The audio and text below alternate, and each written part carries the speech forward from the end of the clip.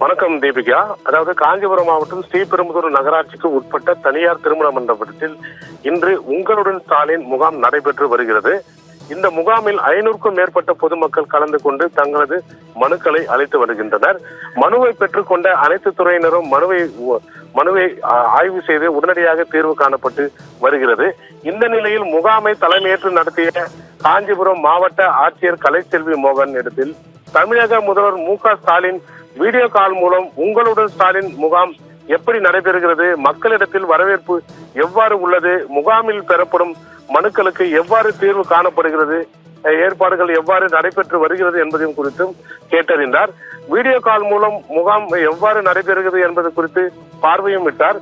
பின்பு அங்கிருந்த பொதுமக்களிடம் தமிழக முதல்வர் மு.க. ஸ்டாலின் பேசி தங்கள் குறைகளை ஆட்சியின் தன்மையும் கேட்டறிந்தார்.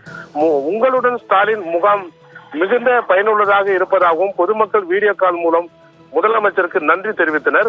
மருத்துவமனையில் உள்ள தமிழக முதலமைச்சர் தொலைபேசி மூலம் வீடியோ கால் பேசியது அங்கு கூடியிருந்த பொதுமக்கள் அனைவரிடத்திலும் பெரும் நெகிழ்ச்சியும் வரவேற்பையும் பாராட்டையும் பெற்றது என்பது குறிப்பிடத்தக்கது. தீபிகா, தகவல்களுக்கு நன்றி மனோகரன்.